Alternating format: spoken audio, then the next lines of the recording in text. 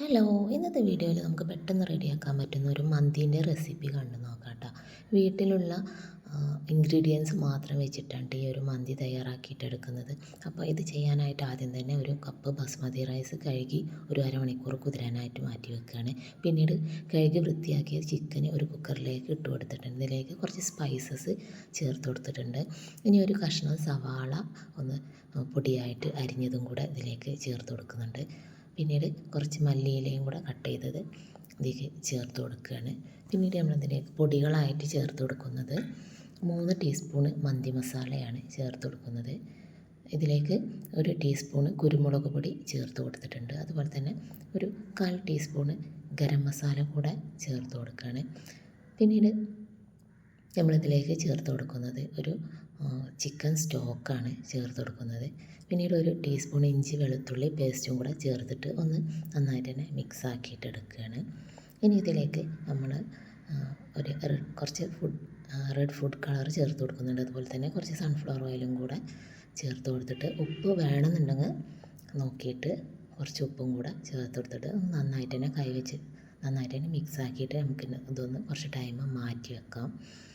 ഇതിലേക്ക് ഒരു ഉണക്ക നാരങ്ങയും കൂടെ ചേർത്ത് കൊടുക്കുന്നുണ്ട്. ഇനി ഇതൊന്ന് മാറ്റി വെക്കാം. ഇനി നമുക്ക് റൈസ് ഒന്ന് വേവിച്ചിട്ടെടുക്കണം. അതിനായിട്ട് ഒരു പാനിൽ കുറച്ച് വെള്ളം വെച്ചിട്ട് ഈ വെള്ളം ഒന്ന് ചൂടായിട്ട് വരുമ്പോൾ അതിലേക്ക് ആവശ്യത്തിന് ഉപ്പ് ചേർത്ത് കൊടുക്കുകയാണ്. ഉപ്പും കൂടെ ചേർത്തിട്ട് ഇനി നമുക്കിതിലേക്ക് കുറച്ച് സൺഫ്ലവർ ഓയിൽ ചേർത്ത് കൊടുക്കാം. ഇനി ഇതിലേക്ക് കുറച്ച് ഏലക്ക, ഗ്രാമ്പൂ, ബേ ലീഫ്, പട്ട അങ്ങനെയുള്ള സ്പൈസസ് എല്ലാം കൂടെ ചേർത്ത് കൊടുക്കുക. അപ്പോൾ നമ്മുടെ റൈസ് വേവിക്കാനുള്ള വെള്ളം ഇവിടെ തിളച്ച് കിട്ടിയിട്ടുണ്ട്. അപ്പോൾ കുതിരാനായിട്ട് മാറ്റി വെച്ച റൈസ് ഒന്ന് ഊറ്റിയെടുത്ത് ഈ ഒരു വെള്ളത്തിലേക്ക് ചേർത്ത് കൊടുക്കുകയാണ്.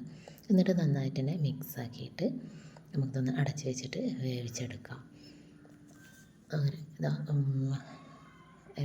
റൈസ് ഒരു 1/4 ഭാഗം ഒന്ന് വേവിച്ചെടുക്കണം. അപ്പോൾ ഏകദേശം വേവായിട്ട് കിട്ടിയിട്ടുണ്ട്. ഇനി നമുക്ക് ഇതൊന്ന് ഫ്ലെയിം ഓഫാക്കിയിട്ട് ഈ റൈസ് ഒന്ന് ഊറ്റിയെടുക്കാം. അപ്പോൾ ഊറ്റിയെടുത്ത ഈ റൈസ് ഇനി നമ്മൾ ആ ഒരു കുക്കറിലേക്ക് ചിക്കൻ്റെ മുകളിലായിട്ട് ഇട്ട് കൊടുക്കുകയാണ്. അപ്പോൾ നമ്മൾ കുക്കർ സ്റ്റൗവിലേക്ക് വെച്ച് കൊടുത്തിട്ട് ഈ ഊറ്റിയെടുത്ത റൈസ് ഈ ചിക്കൻ്റെ മുകളിലായിട്ട് ഇങ്ങനെ നിരത്തി ഇട്ട് കൊടുക്കുകയാണ്. ബാക്കിയുള്ള റൈസും ഇതുപോലെ തന്നെ ഊറ്റിയെടുത്തിട്ട് ഈ ഒരു ചിക്കൻ്റെ മുകളിലായിട്ട് ഇങ്ങനെ ഇട്ട് കൊടുത്തിട്ട് ഒന്ന് നന്നായിട്ട് തന്നെ ലെവൽ ചെയ്തിട്ടെടുക്കുക. ഇനി നമുക്ക് ഇതിലേക്ക് കുറച്ച് കളറിന് വേണ്ടിയിട്ട് കുറച്ച് മഞ്ഞൾപ്പൊടി കലക്കിയതാണ് കേട്ടോ ചേർത്ത് കൊടുക്കുന്നത്. അതുപോലെ തന്നെ റെഡ് കളറും ചേർത്ത് കൊടുത്തിട്ടുണ്ട്.